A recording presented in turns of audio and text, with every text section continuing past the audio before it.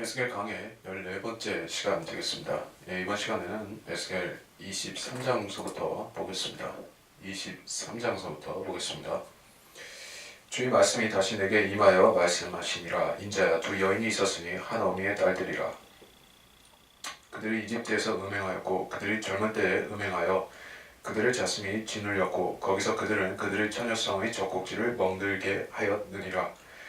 그들의 이름은 언니가 아홀라요 동생은 아홀리바라. 그들은 내 사람이며 그들이 아들들과 딸들을 낳았도다. 그들의 이름은 이러하니 사마리아는 아홀라요 예루살렘은 아홀리바라. 아홀라가 내 사람이었을 때에 청려짓을 하여 그녀가 그녀의 사랑하는 자들 즉 그녀의 이웃 아시리아인들에게 홀딱 빠졌으니 그들은 푸른색으로 옷 입은 군대 대장들과 관원이며 그들 모두 다 매력있는 청년들이고 말을 타는 기병들이라. 그리하여 그녀가 그들과 더불어 음행하였으니 아시리아의 선택된 모든 자들과 그녀가 홀딱 빠진 모든 자와 그녀가 스스로 더럽힌 그들의 모든 우상들과 음행하였느니라. 그녀는 또한 이집트에서 가져온 음란함을 떠나지 아니하였으니 이는 그녀가 젊었을 때 그들이 그녀와 동침하였으며 그들이 그녀의 처녀성의 가슴을 멍들게 하였고 그들의 음란을 그녀에게 쏟았기 때문이라.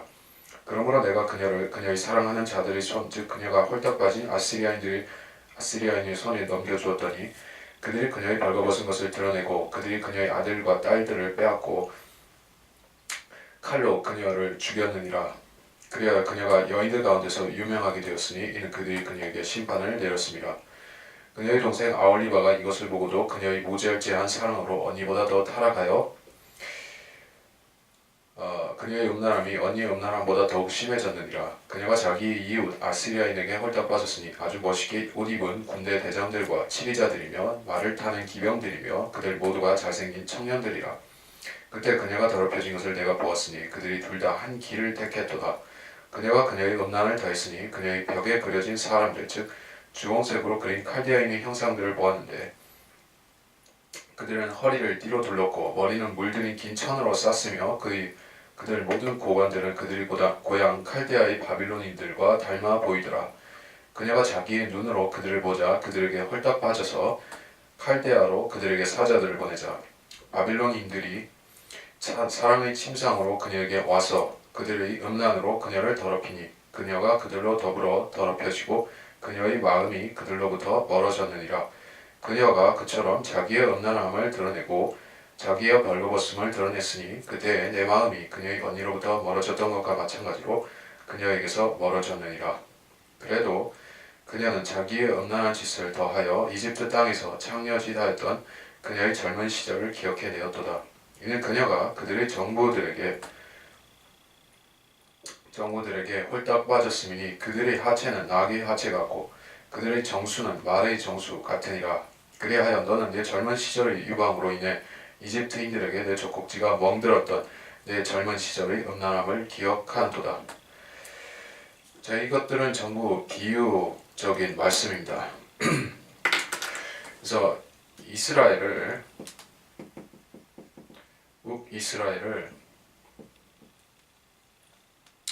아홀라 남유다를 아홀리바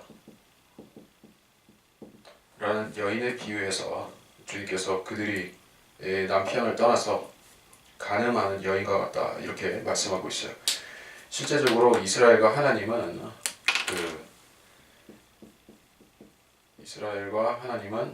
결혼하는 관계인 것이요. 신부, 신랑의 관계에 있습니다. 언제부터 그게 그렇게 되었는가?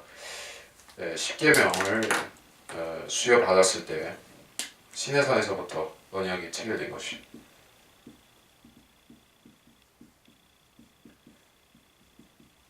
구약이 바로 그 혼인 언약이었습니다. 그래서 그들은 가나안 땅에 들어가서 살 때 신부가 남편에게 신실하듯이 그 민족적인 남편이신 그 성부 하나님께 신실하게 살았어야만 되는데 그래서 그 혼인 언약이 율법이었는데도 불구하고 그들은 그 십계명과 율법들을 어겼습니다. 그래서 율법이 율법을 지키지 않았기 때문에 혼인서약이 깨진 것이요. 자, 혼인서약이 깨진 증거가 무엇이냐? 바벨론의 포로로 잡혀간 것입니다. 또한 북이스라엘은 아시리아에 잡혀갔죠. 자, 그래서 비유적인 말씀이지만 이 안에는 분명히 이스라엘과 하나님과의 그 언약 관계에 대해서 언급하고 있는 것이요. 그리고 그것은 실질적으로 이 남편이 아내에게, 아내가 남편에게, 그 배우자에게 신실한 쌍방이 신실해야 되는 그 의무를 가지는 것과 동일하다, 이렇게 말씀을 하고 있는 것입니다. 그래서 2절부터 이 본문에 대해서 우리가 에스겔 16장을 좀 관련시켜서 볼 필요가 있겠습니다. 에스겔 16장 2절. 이제 예루살렘으로 자기 가증함들을 알게 하여 말하라. 주 하나님이 이스라엘 예루살렘에게 같이 말하노라. 내 태생과 출생지는 카나안 땅이요 내 아비는 아모리니요 내 어미는 히디니라. 예루살렘으로 하나님께서 예루살렘으로 자기 가증함들을 알게 하라. 그 유대인들이 만일에 자기 민족을 좋게 선전하기 위해서, 또는 찬양하기 위해서, 자기 업적을 기리기 위해서 이런 구약을 썼다고 하면 이런 기록이 왜 등장할까 하는 의문이 먼저 제기가 되죠. 그래서 성경은 유대인이 썼지만 유대인을 위해서 썼다거나 유대인을 찬양하기 위해 쓴 책이 아니라는 얘기예요. 이것은 코란과는 정반대되는 것입니다. 성경의 저자들은 전부 유대인입니다. 유대인. 자, 유대인이 썼으면 이게 인간적인 관점에서 보자면은 유대인이 유대인에 대해서 좋게 써야지, 자기 민족에 대해서 좋게 써야지 맞을 것인데 사실 그게 아닙니다. 예. 유대인이 유대인을 비난하고 유대인을 심판을 경고하고 유대인의 죄악상을 고발하고 이런 책을 유대인이 써야 되는가? 그래서 이것은 성경은 이 자체는 하나님의 영감으로 주어진 말씀이지 어떠한 인간들의 자기 민족적인 관점이라든지 애국 애족이라든지 이런 데서 쓰여진 책이 아니라는 얘기예요. 그래서 이 점을 이해하지 못하는 사람들이 바로 성경을 인간적으로 해석하는 사람들, 자유주의자들이죠. 자유주의자들, 리버럴. 이 사람들은 성경이 하나의 민족적인 책이라고 생각합니다. 성경은 유대인들의 책, 유대인들의 민족 신화, 이렇게 생각하는 것이요. 거기에 하나님의 말씀도 있고 민족적인 전설이나 신화도 있고 그런 것이 적당히 버무려진 것이 구약 성경이다. 그 사람들의 관점은 그렇습니다. 근데 전혀 그렇지가 않죠. 자, 우리나라 같은 경우에 한민족도 마찬가지예요. 한민족은 무엇이 있습니까? 이를테면 박혁거의 신화라든지 주몽의 신화라든지 그리고 또 근본적으로는 단군 신화가 있죠. 그 단군 신화의 내용에 부정적인 내용을 우리가 찾아볼 수 있겠습니까? 단군 신화에서 한국 민족의 나쁜 점들을 지적했나요? 전혀 그런 것이 없습니다. 오히려 미화시키는 측면이 강하죠. 그 한민족의 우수성, 좋은 점을 드러내려고 하는 것이지 그 자기 민족의 탄생 신화에 나쁘게 쓰는 경우는 없습니다. 되게 그렇다는 얘기예요. 근데 유대인들의 그러니까 자유주의자들 관점에서 볼 때는 이게 유대인들의 탄생 신화라고 하면 출애굽기는 왜 그렇게 유대인들에 대해서 그 나쁜 점들을 많이 썼느냐 하는 것이요. 나머지 성경들도 다 마찬가지로 유대인을 비난하고 깎아내리는 것들이 너무 많습니다. 그렇기 때문에 이 성경은 초자연적인 책인 것이요. 어떤 족속의 입장에서 쓴 책이 아닙니다. 그래서 우리가 이런 본문을 읽을 적에 일단 또 적나라한 어떤 묘사들, 성적인 부분에 대해서 적나라하게 다루고 있는 묘사들이 있죠. 자, 창조자 하나님의 관점에서 그렇게 쓰신 것이요.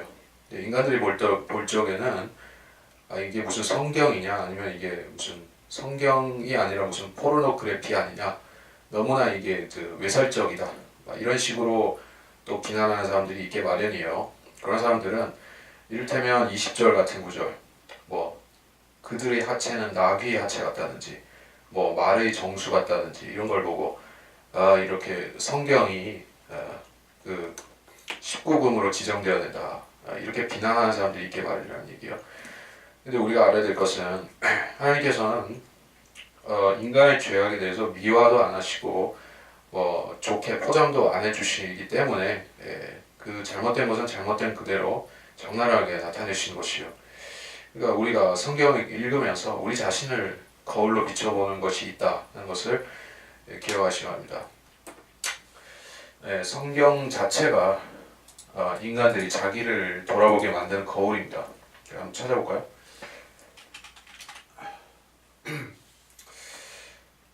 거울이다. 야고보서 1장 23절 누구든지 말씀을 듣기만 하는 자가 되고 행하는 자가 되지 아니하면 그는 거울로 자기의 타고난 얼굴을 보는 사람과 같으니. 자, 거울이라고 했는데 이 거울은 바로 하나님의 말씀, 성경을 가리키는 것이죠. 성경은 인간이 자기를 비춰볼 수 있는 거울이다. 마음도 볼 수 있고 자기 속 있는 것들을 확인할 수가 있다는 얘기예요. 양심은 물론 자기를 반추해 볼 수 있는 기능을 사람에게 있어서 합니다. 그러나 양심 가지고는 불완전해요. 양심으로는 불완전하게 볼 수 있어요. 근데 성경을 가지고 보면 다 보여지는 것입니다. 그래서 이런 표현들을 볼 적에 우리 자신도 이러한 육신적인 그 죄인이 우리 속에 거듭나지 않은 우리 속에 있었다는 것이요. 우리가 자연인이었을 적에 이런 사람들, 이집트 사람들 같은 우리도 육신적인 사람이었습니다. 그러나 이제 이스라엘의 출애굽을 통해서 하나님의 백성으로 성별되었듯이 우리도 그리스도인이 되었을 적에 이제 그리스도를 향해서 세상으로부터 성별이 된 것이요. 성별이 안 된 사람은 그리스도인이 아니에요. 성령을 받았다는 것은 세상에서 또 육신에서 분리되어서 이제 성령에 속하게 되었다. 그 성령에 속하게 되었는데 실질적으로 그 사람이 성령에 속한 것처럼 사느냐 아니면 여전히 과거를 답습해서 육신을 위해서 또 세상을 위해서 사느냐 여기서 갈라지는 것이요. 한쪽은 성령 충만을 구하는 그리스도인이고 다른 쪽은 육신적인 그리스도인으로 남게 된다. 육신적인 그리스도인은 구약적인 관점에서 볼 때 신실하지 못한 유다나 이스라엘과 마찬가지로 하나님께 불쾌한 일을 하게 되는 것이요. 자, 그리고 23장 19절 보면 그래도 그녀는 자기의 음란한 짓을 더하여 이집트 땅에서 창녀지 됐던 그녀의 시절을 기억했다. 이집트 땅에서 무슨 짓을 했다라고 얘기를 하는데 자, 이스라엘 사람들이 430년 동안 이집트에 살았죠. 이집트에 살 적에 그들이 물론 이집트 사람들과 섞여 살지는 않았습니다. 고센이라고 하는 지역에 따로 모여서 살았어요. 왜냐하면 그 사람들은 유대인들은 다시 말해 히브리인들은 목축업에 종사했기 때문에 이집트 사람들이 섬기는 그 신들과 겹쳐지는 게 있어서 같이 살 수가 없었습니다. 그래서 따로 살았으나 그래도 이집트의 문화, 이집트의 신들, 또 이집트의 여러 가지 사회나 관습들이나 이런 것들을 다 어느 정도 받아들였다는 얘기입니다. 특별히 이집트의 성적인 문화를 그들이 흡수했을 적에 아주 큰 문제가 생겼습니다. 출애굽하고 나서 바로 문제가 터졌죠. 바로 십계명을 모세가 받기 위해서 시내산에 올라갔을 때 그들이 즉각적으로 했던 짓이 뭐냐면은 금송아지를 만들어서 거기서 음란한 그 신을 그들이 그 송아지 신을 섬기는 음란한 의식을 행하는 것이었어요. 이교도의 그 종교 행위들은 전부 성적인 타락과 연결되어 있어요. 그것이 이집트에서 그들이 대대로 행해왔었던 그들의 더러운 짓들인 것이요. 그런 것들을 이제 낱낱이 버렸어야 되는 것입니다. 그리고 나서 가나안 땅에서 그들이 율법을 지키며 살았으면 괜찮은데 이집트의 생각들을, 이집트의 관습들을 그냥 가지고 들어간 것이요. 함이 그래서 참 문제다. 함족이 갖고 있던 음란한 풍습들은 레위기에도 잘 나와 있죠. 레위기 18장 같은 데를 한번 보면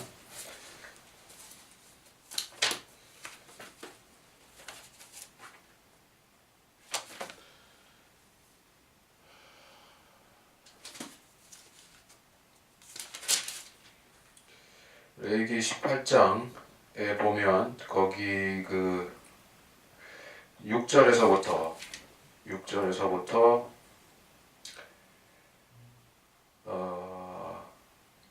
23절 거기까지 보면 쭉 그 어떤 것이 그 카나안에서 행해졌고 이집트에서 행해졌던 성적인 그런 변태 행위, 그렇죠. 변태 행위들인가 하는 것들이 쭉 나오고 있어요.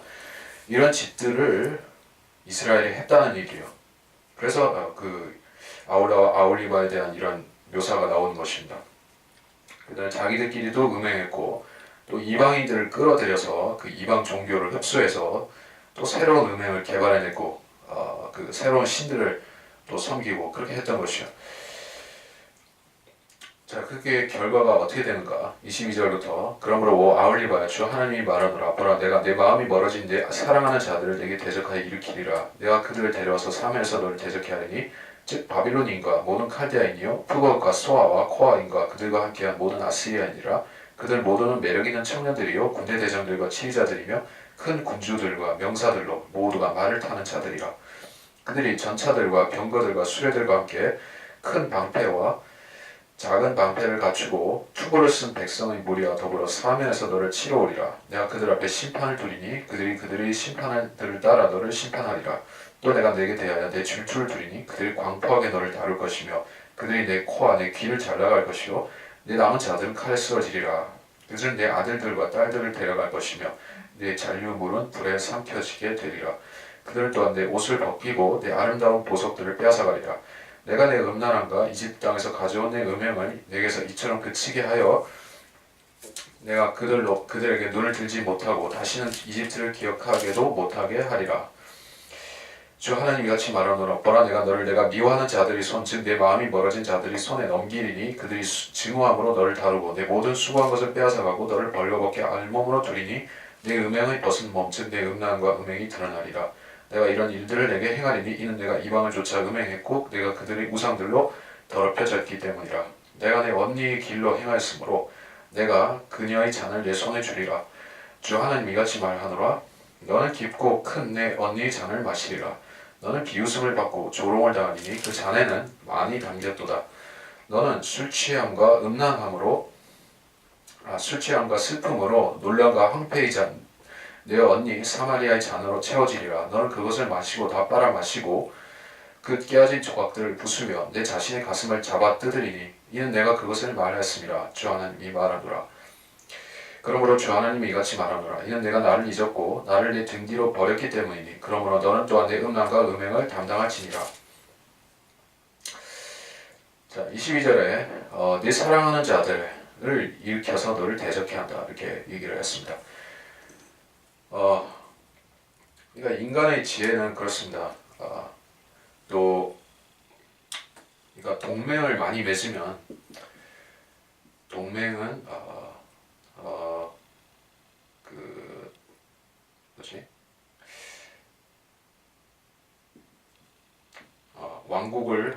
왕국을 더 강하게 한다. 네, 그렇게 생각하죠.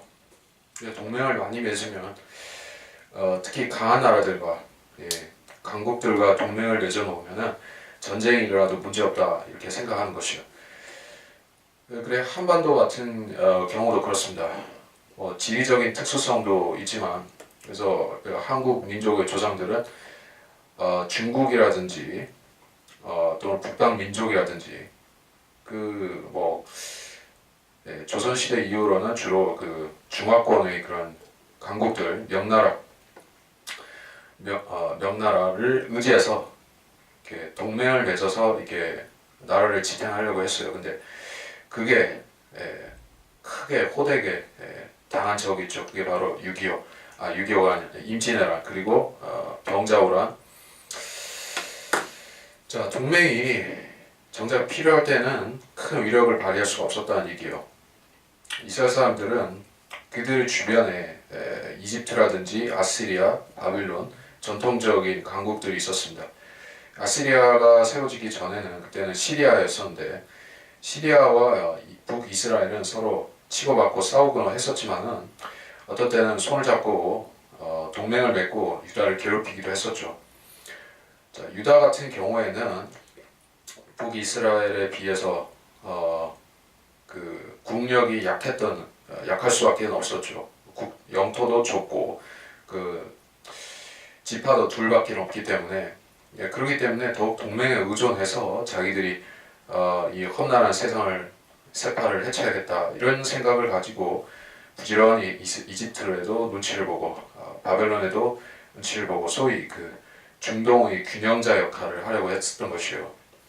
한국의 전직 어떤 대통령도 한국은 동북아의 균형자가 되어야 된다. 그렇게 했지만은 그런다고 해서 하나님이 보호하지 않는데 나라가 지켜지는 것은 아니죠. 그래서 결국에 그런 나라들에 대해서 아부를 떨기 위해서 그들의 신들을 수용하는 것이 관례가 되었던 것입니다. 과거에 그 나라들과 나라와 나라가 동맹을 맺을 때는 그 제일 우선시 되는 것이 그 당시에 사람들은 이제 신들이 모든 그러니까 다신교에서 말하는 그 신들이 자기들이 모든 국가적인 운명과 개인적인 생사화복을 좌우한다고 믿었기 때문에 또 전쟁에 있어서도 그런 부분을 믿었기 때문에 이제 동맹을 맺기 위해서는 신들과 신들이 동맹을 맺는 형태가 되는 것이요. 근데 이스라엘 또 유다라는 이 나라의 특성은 이제 신정 국가요. 그들이 섬기는 신은 다른 어떤 민족들의 신과도 전혀 그 동질성을 말 수가 없는 유일한 소위 유일신의 나라였던 것이죠. 그래서 동맹을 맺는 데 있어서 그게 장애물이었다 이렇게 볼 수가 있어요. 우리는 저 유대인들이라는 족속들은 자기들의 하나님만 최고로 여기기 때문에 그 주변 나라들이 섬기는 다신교의 신들하고 조화가 안 된다는 얘기죠. 그러면 고립이 되게 돼 있고 고립이 되면 어떤 세력이 쳐들어왔을 때 그들은 하나님만 의지할 수밖에 없는 형태가 되죠. 자, 물론 원래 그렇게 살라고 하나님께서 하신 것인데 이들은 하나님을 의지하는 대신에 이제 그 주변의 다신교 국가들과 동맹을 맺고 협약을 맺어서 그들의 힘을 빌려서 살려고 했다. 그것이 바로 음행이었다는 것입니다. 그래서 그것에 대한 심판을 여기 말씀하고 있어요. 25절에서 마치 우리의 그 임진왜란 그 왜군들이 와서 일본군들이 와서 그 조선 사람들의 코를 잘라가고 또 귀도 잘라가고 그래가지고 지금 일본에 가면 그런 무덤이 있기도 하죠. 근데 이런 그 전쟁의 모습은 과거에나 기원 전이나 그 6.25 얘기가 자꾸 나오네. 임진왜란 때나 별반 차이가 없었다는 얘기예요. 전쟁이라는 것은 그 명분은 처음에 시작할 때는 거창합니다. 도덕적인 이야기도 하고 하지만은 결국에는 이 전쟁의 기본적인 목적은 재물을 강탈해가는 것이요. 또 사람들을 잡아가서 노예로 잡아가는 것입니다. 또 인질을 잡아가서 몸값을 받고 이러한 그 상업적이고 그 인신매매 이런 목적으로 전쟁을 일으키는 것이요. 그 유대인들을 잡아가서 포로로 잡아가서 몸값을 받는다든지 노예로 부린다든지 그런 일을 많이 일어났지만 여기서는 그 코와 귀를 잘라간다는 것은 이제 아주 수치한 모욕, 인간 이하의 모욕을 준다는 것이요. 유대인들은 사람으로 보지도 않는다.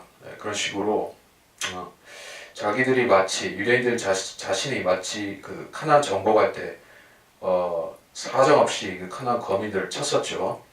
여리고를 무너뜨리고 그 모든 성읍들을 쳤을 때처럼 자기들이 또 당하게 된 것이요. 그러니까 하나님께서 보호해 주시면 이방인들이 유대인들 앞에 꼼짝을 못하는 것이지만 또 유대인들이 하나님 앞에 범죄를 자행하면 또 유대인들이 이방인들 앞에서 아주 공공한 처지에 빠졌는데 보통이 아닌 것이요. 그래서 이것을 한 여인이 수치를 당하고 잡혀가는 것과 유사하게 말씀을 하고 있습니다. 그래서 하나님께서 원하신 것은 이집트의 기억을 지워버리겠다. 이집트의 기억을 지워버린다 하는 것이요. 바벨론도 문제였고 아시리아도 문제고 이집트도 문제고 그렇지만은 유다를 망친 유다를 실족해 한 핵심은 결국에 이집트였던 것입니다. 자, 이집트라는 곳은 참 독특합니다. 거기는 아브라함 때부터 그 히브리인들 그때 아브라함 자체와도 악연을 맺었었죠. 거기서 그 사레가 이집트 파로에게 아내로 뺏길 뻔했었고, 그러고 나서 거기서 하갈을 데리고 나와서 또 이스마엘이라는 그 잘못된 아랍 쪽의 조상이 나왔고, 거기서부터 이집트가 꼬였습니다. 이스라엘과 이집트의 관계는 거기서부터 꼬이기 시작한 것이죠. 그리고 나서 이제 요셉 때 그 이스라엘 사람들이 다 거기서 살았죠. 거기까지는 크게 꼬인 것은 없었지만 이제 출애굽할 때부터 완전히 틀어진 것이에요. 하나님께서 고의적으로 그렇게 하셨습니다. 10가지 재앙을 내리셔서 이집트와 그 히브리인들을 원수로 만들어 버리신 것입니다. 더 이상 같은 하늘 아래 살 수가 없는 족속이 됐죠. 이집트의 첫 장자들을 다 짐승의 첫 배새끼까지 다 죽여버렸으니까 이제 그들은 이제 하나님과 또 히브리인들과는 원수가 된 것이요. 그럼 이제 이집트와는 다시 화친하지 말고 그쪽으로는 소위 말 오줌도 싸지 말아야 되는 그런 식으로 외면하고 살아야 마땅한데, 나중에 가면은 또 이집트를 자기들 동맹으로 받아들이는 것이요. 그러니까는 이렇게 생각하면 되는 것입니다. 지금 이스라엘 그 나라는 물론 독일이라는 그 과거의 나치 제국이 그렇게 이스라엘 유대인들에게 못된 짓을 많이 했었지만은 지금의 독일 연방하고는 이스라엘은 사이가 원수는 아니죠. 왜냐하면 독일이라는 나라가 반성을 많이 했기 때문에, 또 사과도 했고, 자기들이 유대인 학살에 대해서 깊이 사죄를 했기 때문에 이제 이스라엘하고 사이가 나쁘진 않습니다. 그런데 과거에 그 이집트와 이스라엘 사이에는 그러한 것이 없었죠. 이집트가 그 유대인 히브리인들의 장자들을 얼마나 숱하게 나일강에 빠뜨려 죽였습니까? 모세도 죽을 뻔했었죠. 이집트가 그런 짓들에 대해서 사과를 한 적도 없고, 그 이스라엘 사람들 노예로 400년 동안 부려먹은 것에 대해서 체불 임금 지급해 준 것도 없고 해준 것도 없고. 자, 그렇습니다. 한국 사람들 입장에서 보더라도 그래요. 일본이 일제 36년 동안에 한국인들 자원도 갈취해가고, 또 그 2차 태평양 대동아 전쟁 때는 거기 가서 그 태평양 그 섬들의 노무자로 가서 이렇게 임금도 못 받고 그렇게 혹사당한 사람들, 또 위안부로 가서 이렇게 수모를 겪은 여인들도 있고, 자, 그런 거에 대해서 제대로 보상도 못 받았지요. 근데 한국 사람들은 불과 36년 동안에, 그 중에서도 그 끝에 얼마 동안에 그런 화를 겪었지만은 히브리인들은 최소 400년 동안 모진 수모를 그렇게 겪었었는데, 노예 생활을 했었는데 사이가 좋았겠습니까? 그러니까 이해가 안 되는 부분이 있죠. 그러니까 사람은 참 간사한 동물이다 하는 생각을 할 수가 있어요. 그렇게 자기들의 400년 동안 달달 볶은 그런 원수 같은 이집트 놈들인데 어떻게 또 동맹을 맺느냐 하는 것이요. 근데 사람이 곤궁하게 되면, 급하면은 이제 무슨 짓이든 못할 게 없게 되는 것이요. 자, 그래서 이런 부조리한 짓을 했는데 하나님께서는 이거를 절대 간과하시지 않은 것이요. 이집트와 다시 손잡는 것을 하나님께서는 그냥 두고 보지 않으십니다.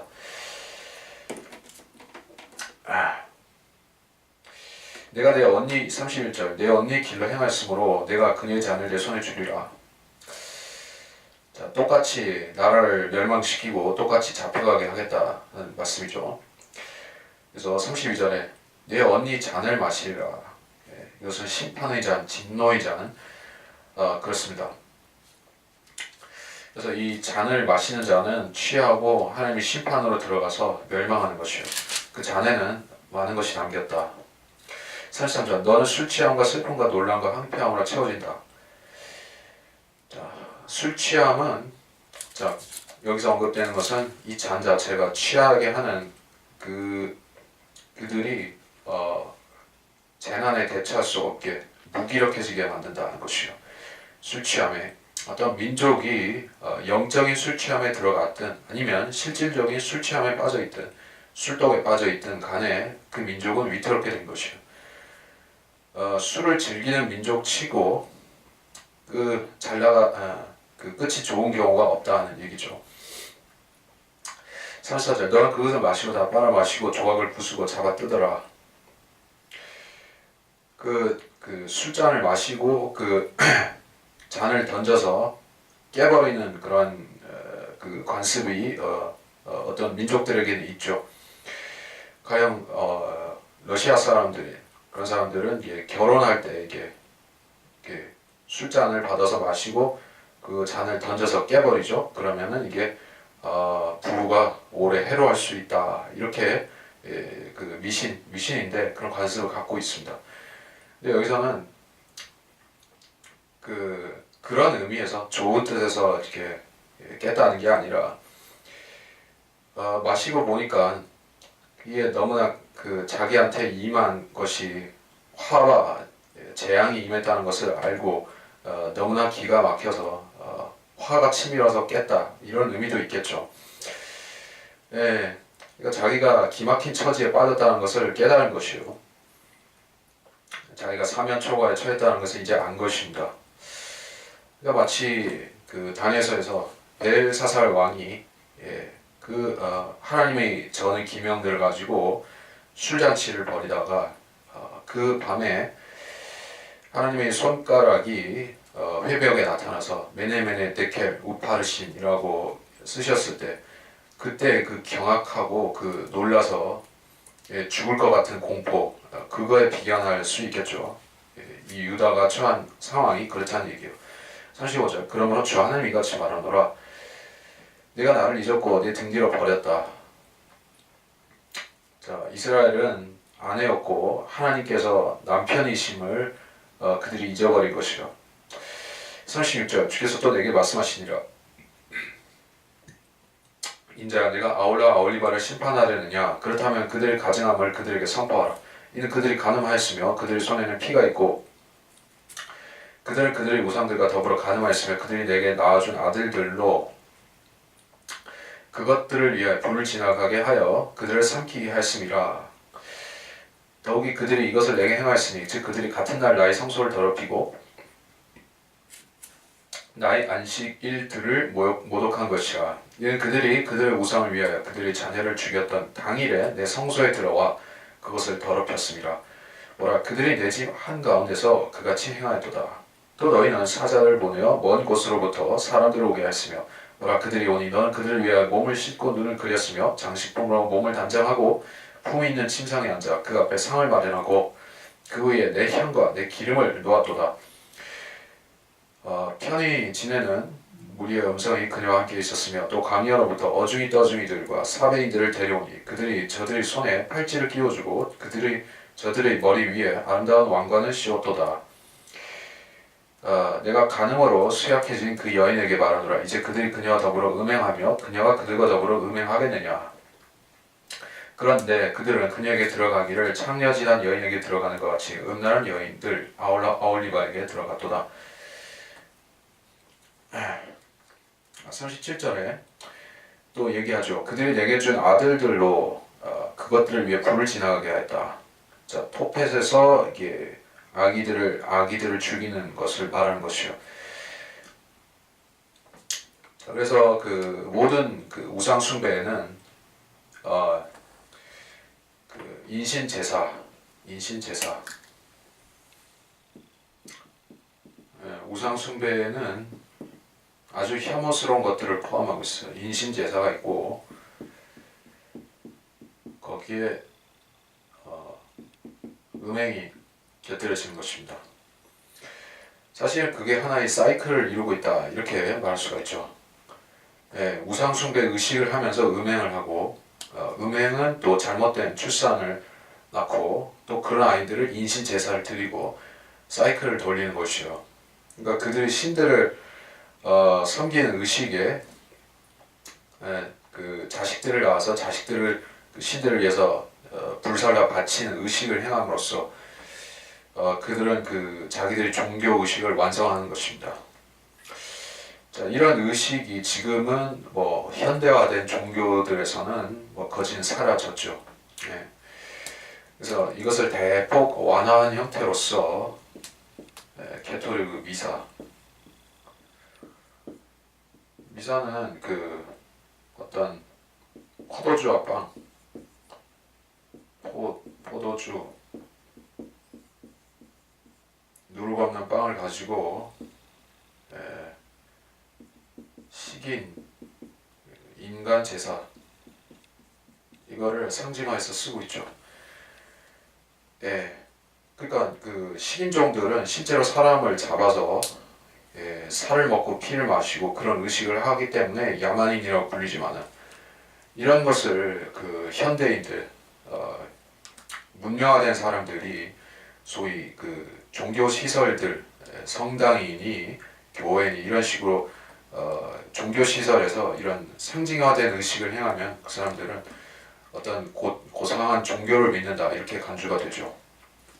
서양 사람들은 이걸 문화라고 부르고 그 밀림에서 식인을 하는 사람들은 이 야만인이라고 부르지만 실제적으로 보면 이것도 야만적인 짓인 것입니다. 상징일지라도 야만적입니다. 왜냐하면 그들이 이런 의식을 가지고 의미하는 것이 바로 예수님을 실제로 죽여서 먹겠다는 것이기 때문에 아주 가증한 것이죠. 그것도 가증하지만 실제로 사람을 잡아서 제사로 바치는 것을 이스라엘 사람들이 했던 것이에요. 거기서 그친 것이 아니라 그런 가증한 짓을 한 당일에 성전에 들어와서 또 경배를 했다는 것입니다. 성전에 들어와서 아마도 그 속죄제를 드렸을 것이에요. 우리가 그러니까 사람이 아무리 그 양심이 썩어버렸다 할지라도 자기들이 그렇게 사람을 죽여서 제사를 지내는데 그 죄라고 생각 안 할 수가 없죠. 그러니까 그 마음속에 가책이 있으니까 또 성전에 와서 또 희생제를 바쳐가지고 자기들이 죄를 씻으려고 하는 것이에요. 유사한 형태가 뭐가 있죠? 캐톨릭에는 고해 성사가 있죠. 7가지 칠성사 중에 고해 성사가 있어요. 이걸 하는 사람들 주로 뭐 다 그런 것은 아니지만 마피아 단원들 아니면 뭐 청부 살인업자들 그런 사람들 뭐 영화에 보면은 많이 나오죠. 그 사람들이 거침없이 살인을 저지른 다음에 이제 마음속에 가책이 오니까 이제 나 죄를 씻어야 되겠다 하고 그 성당에 가서 신부한테 내가 이런 짓을 했으니까는 나 죄를 좀 씻어 주시오 이렇게 소위 그 고해성사를 하는 것이요. 그러면 캐톨릭의 신부는 그 사람이 무슨 청부 살인업자든지 뭐 연쇄 살인마든지 뭐든지 간에 일단 그 고해실 안에 들어왔으면은 그 커스터머 고객이기 때문에 안 받아줄 수가 없습니다. 그 죄를 용서해달라고 하면 용서해줘야 되는 것이요. 게다가 그 비밀 누설도 하면 안 되는 것입니다. 만일에 그 비밀 누설 한다고 하면은 가서 그걸 범죄자가 그런 거 할 수가 없겠죠. 그러니까 그런 짓을 하는 것이에요. 그러니까 이 구약시대 이스라엘 사람들, 이 한심한 사람들은 마치 신부한테 가서 고해성사하면은 자기가 무슨 더러운 짓을 했다 할지라도 다 용서받는다고 생각하는 것 많지 이 성전을 마치 그런 죄를 씻는 그런 자판기, 죄 씻음의 자판기 정도로 생각하고 그 성전을 출입한 것이요. 이건 하나님을 우상으로 간주를 한 셈이죠. 제사라는 의식, 하나님께 제사라는 의식만 하면 희생제를 바치기만 하면 일단 죄가 용서간다 이게 생각하니까 근데 하나님은 마음의 중심을 보시기 때문에 그들이 무슨 생각을 가지고 나오는지 다 아시죠. 그래서 이 헛된 경배를 드린 것이라. 자, 40절부터 사자를 보내 먼 곳에서 사람을 오게 했다. 그리고 광야의 사람들, 즉 사베인들. 이때 이 사베인들이라는 사람들은 이제 그 사막에서 뭐 약탈해서 아니면은 교역을 해서 먹고 사는 사람들이 있죠. 그 소위 실크로드라는 동서 무역의 그런 거점에서 뭐 여관을 한다든지 뭐 또 물품 장사를 해가지고 먹고 사는 사람들이 있어요. 예. 그러니까 이 사람들은 약간 그 좀 사기꾼도 있고 날강도도 있고 그런 신뢰할 수 없는 사람들이다. 예, 그러한 사람들이에요. 그래서 편히 지내는 무리의 음성이라고 했을 때 이들은 그런 날건달 같은 자들을 말하는 것이 광야에서 어중이 떠중이들이라고 했을 때 그래서 그들이 저들의 손에 팔찌를 끼워주고 머리에 왕관을 씌웠다. 자, 탕자가 그 누가복음의 탕자가 그 아버지 재산을 팔아서 먼 나라로 갔을 때 그 상황과 좀 맥이 닿는 것 같습니다. 탕자 15장, 누가복음 15장이죠. 누가복음 15장 13절. 얼마 후에 작은 아들이 모든 것을 모아 가지고 먼 나라로 가서 그곳에서 방탕하게 살면서 자기 재산을 낭비하더라. 그가 모든 것을 탕진한 후에 그 나라에 큰 기근이 들어 궁핍하게 되기 시작하니. 자, 그 음행도 이게 돈이 있어야지 저지를 수가 있는 것이에요.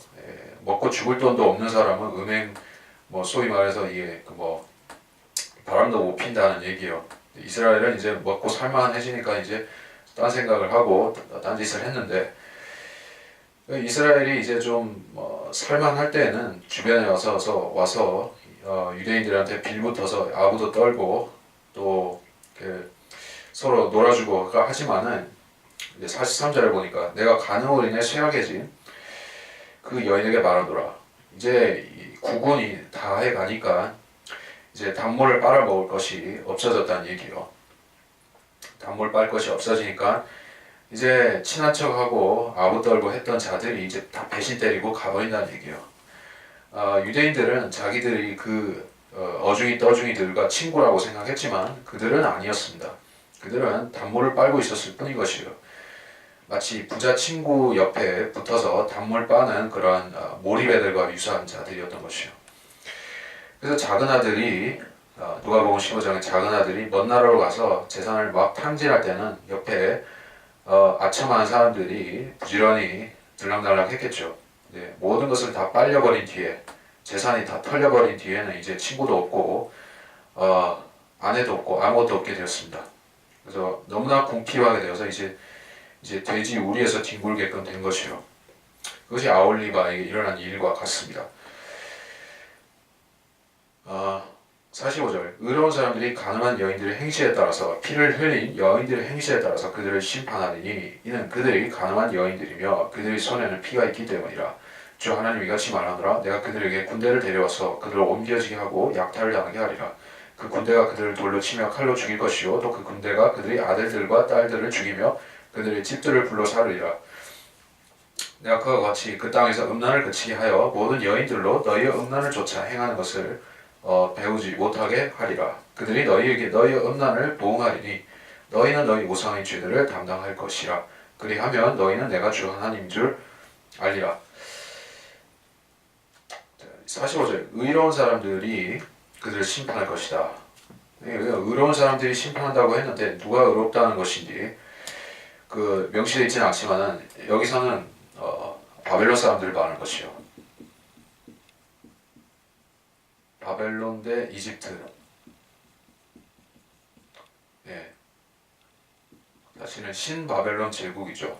옛날 고대 바벨론이 있었기 때문에 그것은 님롯에 의해서 세워졌던 그 신할 땅의 그 바벨탑, 그때의 바벨론 말고 또는 함무라비, 아므라펠 당시 그 고대 바벨론 말고 새로 느부갓네살이라는 왕이 새로 세운 바벨론 왕국이죠. 바벨론 제국이죠.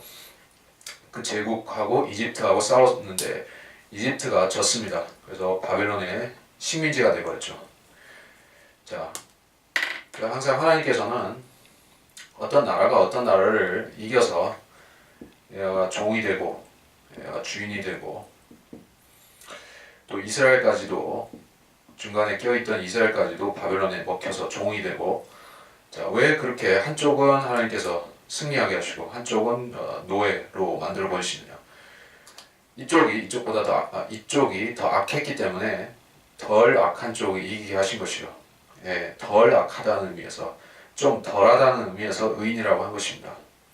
의로운 사람들이라고 한 것이요. 느부갓네살이 의로운 사람입니까? 느부갓네살도 우상 숭배자이고 그도 살인자이고 대량 살상도 한 사람이고 나쁜 사람이죠.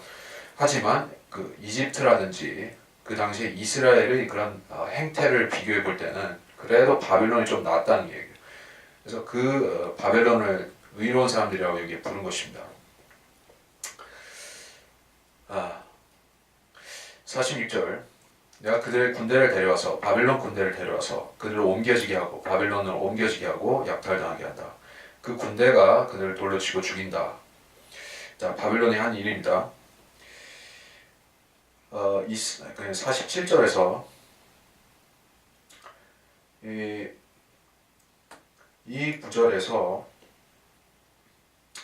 이방인들이 이교도들을 이렇게 해야 된다 하는 그 코란의 계명이 여기서 나오게 된 것이요. 코란에서는 이교도들을 마치 그 이스라엘이 정복 전쟁을 해서 가나안 사람들을 무찌를 때처럼 똑같이 하라고 그렇게 했어요. 이스라엘에만 적용되는 것을 그들은 자기들 아람인들한테 쓰게 했습니다. 그리고 성경에서 비슷한 구절들을 발견하면 다 자기들한테 맞춘 것이요. 그래서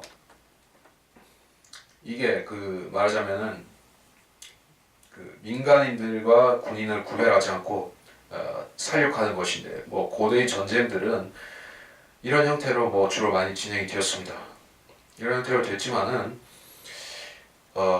이스라엘이 이렇게 된 것은 더 특별한 의미가 있다는 것이요. 다른 민족들이 심판당하는 것보다는 다른 민족들이 자기들의 죄 때문에 심판당하는 그 일반적인 현상하고 틀리게 그들은 이방인들과 음행을 했기 때문에, 즉 자기들의 정체성을 버렸기 때문에 유대인들이 이런 험한 꼴을 당하게 되었다. 그게 요지인 것이요. 48절 내가 그와 같이 그 땅에서 음란을 그치게 하고 모든 여인들로 너희 음란을 조차 행하는 걸 배우지 못하게 한다. 자, 유대인들은 자기들이 그 유대교라는 종교를 자부심으로 생각하는 것입니다. 그래서 하나님께서는 그렇게 보시지 않는데 우리가 관련 증거 구절을 한번 보겠습니다.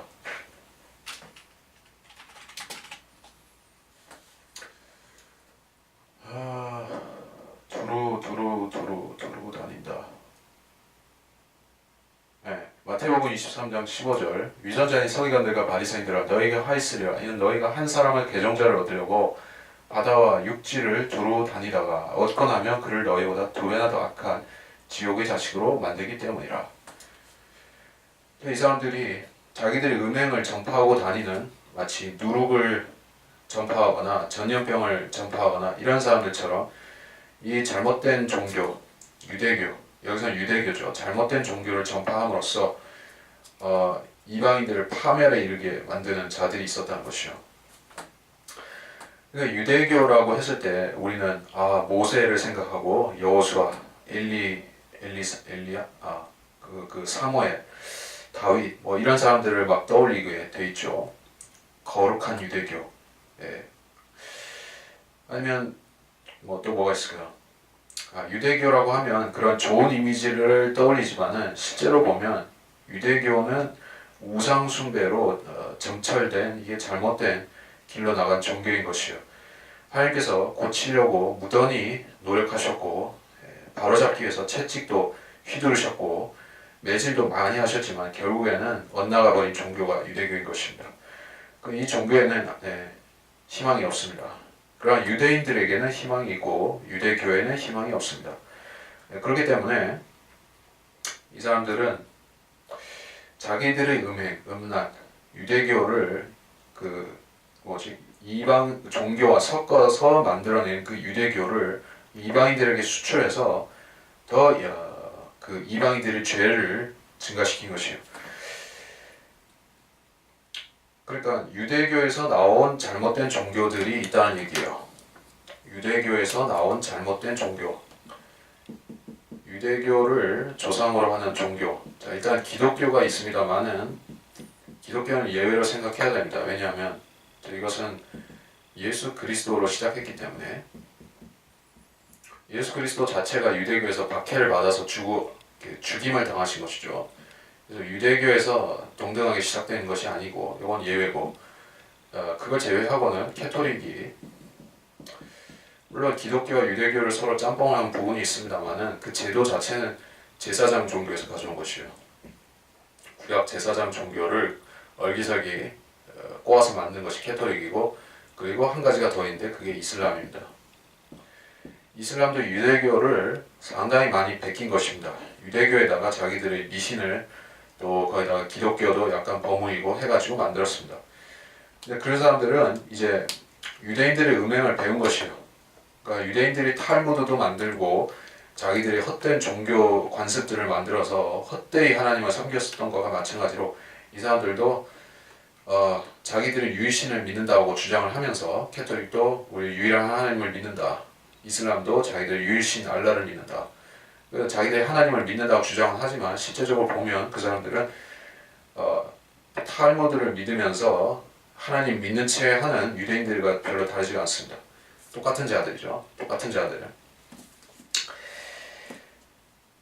그래서 하나님께서 만일에 이 바벨론 포로 사건을 통해서 한번 유대인들을 제대로 바로잡지 않았으면은 그 상태대로 갔으면은 세상이 훨씬 더 빨리 망가졌을 것이라는 얘기예요. 그들이 70년 동안 그나마 좀 경고를 받아서 교훈을 받아서 그 정도가 된 것이요. 49절 그들이 너희에게 너희 음란을 보응하리니 너희는 너희 우상의 죄들을 담당할 것이라. 그래야면 너희는 내가 주 하나님인 줄 알리라. 24장으로 넘어가겠습니다. 근데 24장을 다 할 수 있을지 다 해보도록 하겠습니다. 24장 아홉째 해 열째 달 그달 10일에 주의 말씀이 다시 내게 임하여 말씀하시니라. 이제 너는 그날의 이름 즉 오늘을 기록하라. 바벨론 왕이 오늘 예루살렘을 치려고 작정하니라. 너는 반역하는 집에 한 비유를 들어 그에게 말하라. 주 하나님 이같이 말하노라. 솥 한 개를 걸고 나서 거기다 물을 붓고 그 안에다 조각들을 모아 넣으라. 곧 모든 좋은 조각과 넓적다리와 어깨 고기를 좋은 뼈와 함께 솥에 가득 채우라. 양떼에서 좋은 것을 취하고 또한 손 밑에 뼈들을 살라. 그것을 잘 끓여서 그 안에 있는 뼈들을 삶을 지니라.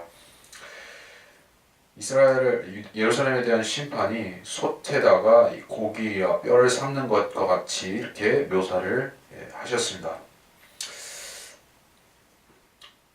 근데 실제로 이렇게 하라고 하셨고 에스겔은 그걸 실행에 옮긴 것이요. 사람들은 실제로 에스겔이 이렇게 하는 광경을 보고 있었던 것입니다. 양의 뼈를 살라서 잘 끓이라. 그리고 그 넓적다리 어깨 고기를 솥에 가득 삶아서 끓이라고 했습니다. 그래서 그 양고기 스튜를 이제 막 끓이고 있는 것이요. 먹음직한 그런 음식을 끓이고 있는데, 자 이게 문제가 생겼다는 것을 다 보여주시는 거예요. 6절부터 그러므로 주 하나님 이같이 말하노라. 피 흘린 성읍 그 안에 녹슨 솥과 거기서 녹이 없어지지 아니한 솥은 화가 있도다. 제비를 뽑지도 말고 한 조각씩 드러낼지니라. 이는 그녀의 피가 그녀의 한 가운데 있음이라. 그녀가 그 피를 땅에 쏟고 티끌로 덮지 아니하고 바위 꼭대기에 두었으니 이는 분노를 일으켜 복수를 하게 하며 내가 그녀의 피를 바위 꼭대기에 두고 덮지 못하게 하였음이라. 그러므로 주 하나님 이같이 말하노라. 피 흘린 성읍에 화가 있도다. 내가 불 피울 장작 더미를 크게 하리라. 나무를 쌓으려 불을 붙이고 고기를 삶아 양념을 잘하여 뼈들을 살을지니라. 그 솥을 빈 채로 숯불에 놓아 그 솥의 노릇을 뜨겁게 하고 달궈서 그 더러운 것을 그 속에서 녹게 하며 그 녹이 소멸되게 하라. 그녀가 수고로 지쳐있고 그녀의 큰 녹이 그녀에게서 벗겨지지 아니했으니 그 녹은 불 속에서도 있으리라. 너희 더러움 속에 음란함이 있도다. 내가 너를 깨끗게 하였으나 너는 깨끗게 되지 아니하였으니 내가 나의 진노를 내 위에 놓기까지는 너는 너희 더러움으로부터 다시는 깨끗게 되지 못하리라. 나 주가 그것을 말하였으니 이 일이 이루어지리라. 내가 그 일을 이룰 것임이라. 내가 돌이키지도 아니하고 남겨두지도 아니하며 후회하지도 아니하리라. 내 행위와 내 행실대로 그들이 너를 심판하리라. 주 하나님이 말하노라. 자, 녹슨솥이다. 녹슨솥. 녹슨솥에 무엇을 국을 끓여서 먹게 되면은 이게 사람이 어떻게 돼? 식중독에 걸리거나 배탈이 나거나, 그러니까 그 안 좋은 녹에 있는 그 안 좋은 성분 때문에 탈이 나게 되어 있죠. 아무리 먹음직스러운 고급 식재료를 사용해서 솥에 음식을 만들었다 한들 그 솥 자체가 녹덩이라고 하면은 그 음식은 국은 다 쏟아 버려야 되는 것이요. 아무리 좋은 재료를 했다 할지라도. 자, 그래서 하나님께서는 이스라엘이라는 유다라는 그들의 영적인 상태를 녹슨 솥에 있는 좋은 음식이나 마찬가지다 이렇게 말씀한 것이요. 근본이 잘못되어 있기 때문에 아무리 그 잘못된 근본 위에다가 종교 행위를 더 씌우고 또 갖다 씌워도 아무 소용이 없다는 게 근본부터 갈아엎어야 된다 이렇게 말씀하신 것입니다. 자, 그리스도인들이 우리의 입장에서 이걸 영적으로 교훈적으로 적용하자면 그렇습니다. 녹슨솥은 아담으로부터 물려받은 죄의 육신 그 자체로 볼 수가 있겠죠. 우리가 녹슨솥 안에 종교행위를 담아보면 어떻게 되느냐. 종교행위가 이 녹슨솥을 정화시킬 수는 없다는 얘기예요. 불교든 무슨 종교를 믿든 간에 아니면은 철학을 아니면 그 무슨 윤리를 가지고 이 솥을 닦아보려 한들 안 된다는 얘기입니다. 거기에 음식을 담으면 담을수록 결국 돈만 버리고 노력만 헛수고가 된다는 얘기예요. 그러니까 평생 동안 종교 행위를 통해서 거룩해지려고 하는 것은 마치 녹슨 솥에다가 국 끓이는 것과 똑같은 행위다. 그것을 하나님이 보여주신 것이요. 가장 좋은 방법은 뭐냐? 솥을 바꾸든지 아니면 정화시켜야 된다는 얘기예요. 자, 녹슨 솥을 정화시킬 수 있는 방법이 뭐가 있을까요? 여기서는 11절에서 그 솥을 빈 채로 숯불 위에 놓아서 놋을 뜨겁게 해서 녹을 소멸시켜라 이렇게 했습니다. 근데 소멸이 됐습니까? 소멸이 됐나요? 안 됐죠. 12절에 그녀의 큰 녹이 벗겨지지 않았다. 그 녹은 불 속에서도 있었다. 있으리라 이렇게 말씀한 것이요. 그래서 불로 열심히 이렇게 불로 씻어봤는데 불로 정화가 안 되더라는 얘기예요. 그 지옥불은 정화시키는 불이 아니라 그냥 심판의 불인 것입니다. 불 같은 시련은 사람을 회개로 인도할 수는 있지만 그 불 같은 시험 자체가 사람을 거룩하게 할 수는 없습니다. 그 시험을 통해서 사람이 자기 죄를 자각하고 이제 통렬하게 회개를 하면 그때 죄가 깨끗해지는 것이지 어떤 불같은 시련 자체가 사람을 성결하게 만드는 것은 아니란 얘기예요. 여기서는 불로서 솥을 해봤지만은 어차피 육신은 때깔을 다듬고 해도 소용이 없다는 얘기입니다. 수련을 하고 요가를 하고 명상을 참선을 하고 다 해도 소용이 없었다는 얘기예요. 이스라엘 사람들 같은 경우는 제 위에 앉아서 회개를 해도 이게 진심으로 안 하면 소용이 없었다는 것입니다. 불 같은 것으로는 안 된다. 그러면 우리로서는 어떤 방법이 있습니까? 솥을 바꾸는 것은 사람이 죽어야지 되는 것이니까 죽으면 안 되죠. 일단 구원을 받아야 되니까는 주님께서는 아예 내용물과 솥을 분리해 버리는 것입니다. 내용물은 이 안에 존재하는 우리의 혼이죠. 그리고 솥은 우리 육신인 것이요. 녹슨 솥은 녹이 쓸어서 다 허물어질 때까지 놔두고 이 내용물은 여기서 분리를 영적 할례, 성령의 할례를 통해서 분리시켜 버린 것이요. 그 내용물은 건질 수가 있습니다. 이 내용물은 예수님의 피로 정화시키는 거예요. 솥은 냅두고 내용물만 정화시키면 그렇습니다. 그리고 나중에 깨끗하고 반질반질한 새로운 솥을 즉 부활의 몸을 주시면 그 내용물이 이 혼이 거기 가서 다시 쏙 담기면 다 새 것이 되는 것이요. 그러니까 종교인들은 이 솥을 때 빼고 강내보려고 무지 애를 쓰다가 지옥 가는 사람들이 종교인들이고 우리는 성령께서 여기서 빼서 분리시키는 것이요. 분리시키면 우리는 영생을 얻습니다. 근데 이스라엘 사람들이 이제 거듭남이 아직 없는 사람들은 그렇게 할 수가 없죠. 하나님께서 그들에게 회개하라고 하셨지만 회개하지도 않았고 깨끗게 되지도 않았습니다. 15절부터 보겠습니다. 주의 말씀이 또 내게 많이 말씀하시기를 인자하거라 내가 한번 때림으로써 내게서 네 눈의 욕망을 제거하노니 이는 너는 슬퍼하거나 울지도 말고 눈물도 흘리지 말라. 울부짖는 것을 억제하고 죽은 자를 위해 비탄하지 말고 내 머리에 수건을 두르고 발에 신을 신고 입술을 가리지 말고 사람들의 빵을 먹지 말라 하시므로 내가 아침에 백성에게 고하였더니 저녁에 내 아내가 죽었더라. 나는 내가 받은 명령대로 아침에 행하였더라. 이게 무슨 말씀입니까? 아내가 죽었는데 울지 말고 슬퍼하지 말라고 했습니다. 이거는 비정상적인 것이죠. 한마디로 말해서 미쳤거나 살짝 맛이 간 사람이 이렇게 하는 행동을 하라고 한 것이요. 선지자가 얼마나 참 뭐라고 해야 될게, 선지자는 아무나 하는 것이 아니에요. 선지자는 부모가 죽어도 눈물도 흘릴 수 없는 사람이 선지자인 것이요. 하나님이 그렇게 시키시면은 진짜로 눈물 흘리면 안 되는 것입니다.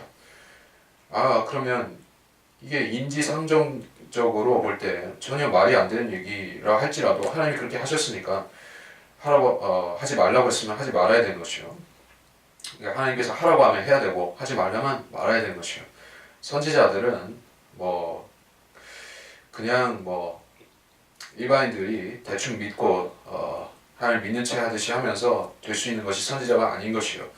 이 사람들은 실질적으로 이런 그들의 생에서 엄청난 대가를 지불해야 했던 것입니다. 여기서 11절에서 내가 한번 때림으로써 내 눈 욕망을 제거한다.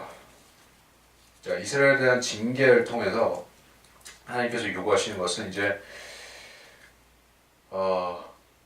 울지도 말고 눈물도 흘리지도 말라라고 하신 것은 이스라엘이 민족적으로 살육을 당하고 잡혀가기 때문에 이제는 살아남은 자들이 오히려 위로를 그들이 오히려 애국을 받아야 될 사람들이라는 것이요. 죽은 자들은 행복한 사람들이죠. 차라리 살아남은 사람들이 운명이 더 비참하게 빠지기 때문에 이제는 죽은 자를 위해서 울 것이 아니라는 얘기예요. 이렇게 심각한 상황이 예언적으로도 대환란때 적용될 수 있겠죠. 살아남은 사람들이 죽은 사람들을 부러워하고 차라리 죽었으면 낫겠다 하는 것을 실제로 나타나는 것이요. 그게 계시록 9장 6절이죠. 그 날들에는 사람들이 죽음을 구하여도 찾지 못할 것이요 또 죽으려고 애를 써도 죽음이 그들을 피하리라. 자, 이 대환란 때 이런 5달 동안에 이런 생지옥이 찾아오게 되는데, 그러면 살아남은 사람들은 이제 죽은 자들을 위해서 애곡할 수가 없을 것이요. 마치 이스라엘이 느부갓네살이 쳐들어서 살육을 당하고 잡혀갈 때 죽은 자를 위해서 울 엄두도 내지 못했던 것과 똑같이 된다는 얘기예요. 그것을 표적으로 행사하기 위해서 하나님께서는 에스겔에게 이런 것을 실제로 일어나게 하신 것이요. 아내가 죽게 하신 것입니다. 개인적으로는 슬펐지만 에스겔은 울 수가 없었습니다. 이스라엘의 민족의 유대 민족의 운명을 하나님께서 자기 에스겔 개인을 통해서 나타낸 것이기 때문에 그대로 해야 되는 것이요. 21절 19절부터죠. 백성이 내게 말하기를 내가 그렇게 행하는 이러한 일들이 우리에게 무슨 상관이 있는지 우리에게 말해주지 않겠느냐 하기에 내가 그들에게 대답하기를 주의 말씀이 내게 이마에 말씀하시니라. 이스라엘 집에 고하라. 주 하나님 이같이 말하노라. 보라, 너희 힘이 뛰어남이요 너희 눈이 원하는 바요 너희 혼이 아끼는 내 성소를 내가 더럽힐 것이며 너희가 남겨놓은 너희 아들들과 딸들이 칼에 쓰러지리라. 너희는 내가 행한 대로 행하라. 너희는 너희 입술을 가리지 말고 사람들이 빵도 먹지 말지니라. 너희 수건들을 너희 머리 위에 두르고 너희 발에 신을 신으라. 너희는 슬퍼하지도 말고 울지도 말며 다만 죄악으로 인해 수척한 가운데 서로 바라보고 탄식하라. 에스겔이 그처럼 너희에게 표적이 되니 그가 행한 모든 것대로 너희도 행할지니라. 이 일이 이루어지면 너희는 내가 주 하나님인 것을 알리라 하였더라.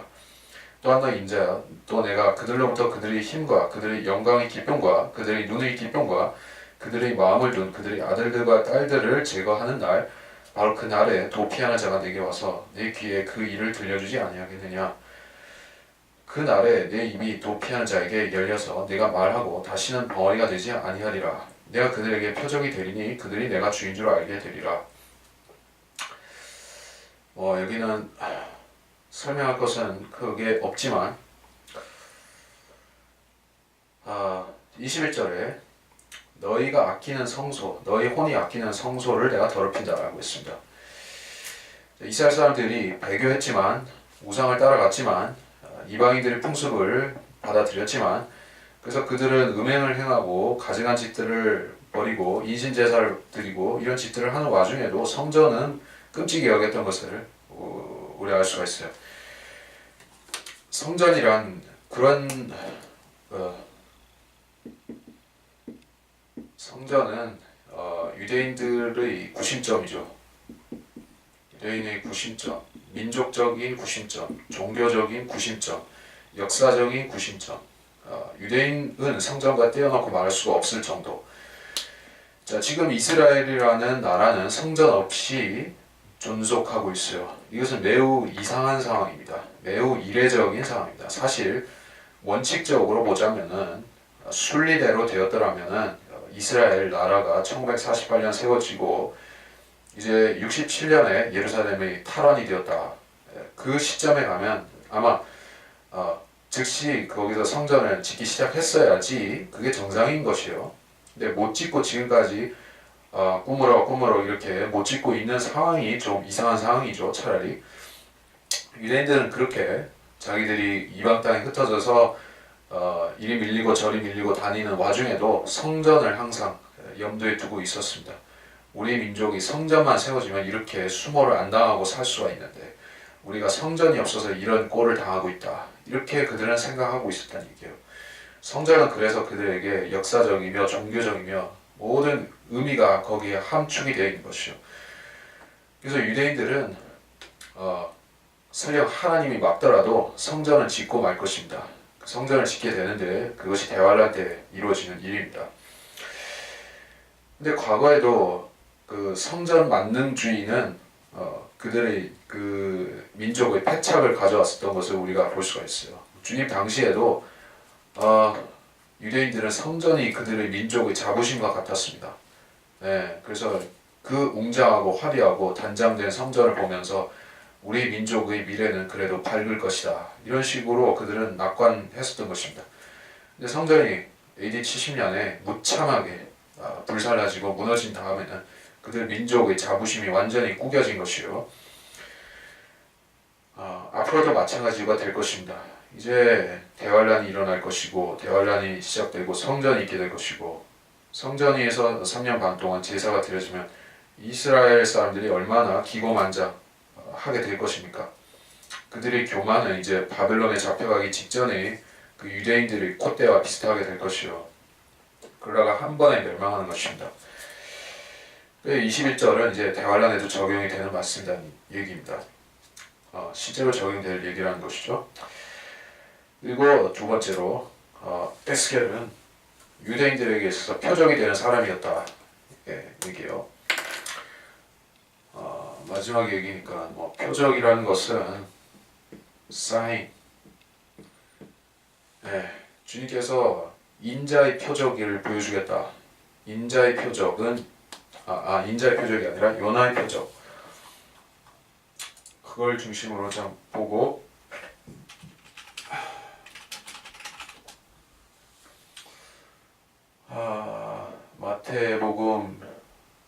마태복음 12장 39절, 마태복음 16장 4절, 누가복음 11장 29절. 자, 그래서 마태복음 12장 39절을 보면 그러나 주께서 그들에게 대답하여 말씀하시기를 악하고 음란한 세대가 표적을 구하나 선지자 요나의 표적 밖에는 줄 표적이 없도다 라고 했습니다. 자, 이 말은 사람들이 다 알고 있습니다. 요나의 표적. 요나의 표적이 뭐죠? 요나가 표적을 행했다는 건가요? 요나가 기적을 행했다, 죽은 사람을 살렸다, 그런 거 아니죠? 요나는 설교만 했습니다. 요나가 실제로 행한 표적은 없어요, 사실.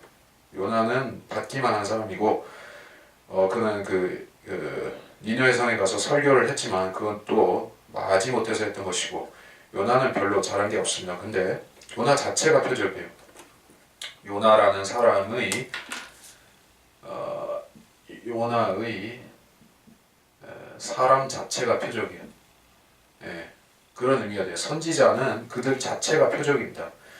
여기서 에스겔 자체가 표적이 되었고, 요나는 그의 그 고래 삼켜지고 거기서 죽었다가 살아나는 사건이 그거 자체가 또 표적인 것이에요. 그렇게 보자면은 예수 그리스도도 유대인들에게는 표적이었습니다. 예수님이라는 존재 자체가 표적이었어요. 유대인들은 표적을 보고 믿는 사람들이죠. 그래서 예수님과 예수님이 행하는 표적들을 보고, 예수님 자체도 표적이고 예수님이 행하시는 일들도 표적이니까 그들은 그 모든 것들을 보고 예수님을 메시아로 믿으면 되는 것이죠.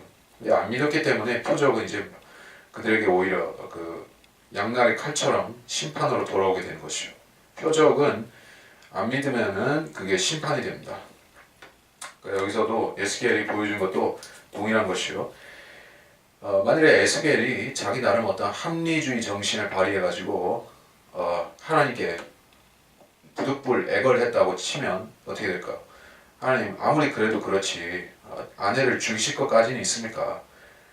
좀 죽을 지경까지 됐다가 살려주는 걸로 해주시면 안 되겠습니까? 약간 타협을 좀 봅시다. 이렇게 했으면 어떻게 될까요?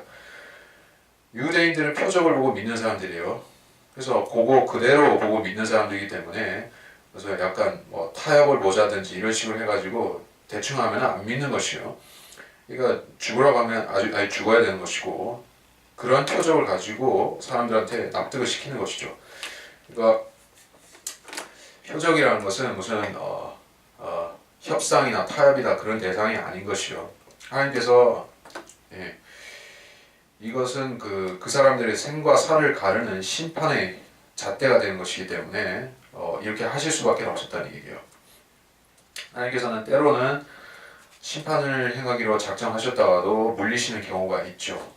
그리고 아브라함이 이삭을 바치려고 했다가 이제 양으로 대체시킨 것처럼 하나님께서 은혜로 자비로 개입하신 경우가 있습니다. 그것 자체도 물론 표적이 되지만은 이런 표적도 있다는 얘기예요.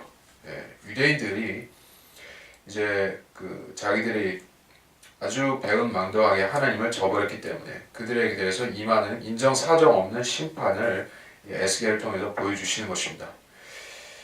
그러니까 그 그리스도인들은 표적으로 신앙을 삼는 사람들이 아니고 우리는 보이지 않는 것들을 믿는 사람들이죠. 우리는 성경 자체를 가지고 믿음을 삼는 사람들이기 때문에 하나님께서 우리를 표적으로 삼으실 일은 없죠. 사실 우리는 표적이 되지는 않습니다. 표적은 오히려 성경 안에 있죠. 그리고 우리는 사람들에게 이 성경을 교리들과 교훈들로 설명해 줌으로써 그 사람들에게 그 사람들이 믿음을 갖게 하는 것이요. 그리고 이 시대에는 표적을 행함으로써 그 이방인들이 회심하는 것이 더 이상 아닙니다. 근데 유대인들은 반드시 표적을 보여줘야 그들이 믿을 수가 있습니다. 또 이런 차이점에 대해서 잊어버리면 교회와 이스라엘을 혼동하고 신약 교리와 구약 교리를 혼동하게 되어 있습니다. 또 은사주의와 성경적인 기독교를 구분 못하게 되는 것이요. 그렇게 안 되기 위해서 우리가 표적이라는 것에 대해서 유대인과 표적이라는 것에 대해서 성경에서 항상 잘 숙고하고 읽어야 된다는 말씀을 드리면서 이번 시간 여기서 마치도록 하겠습니다.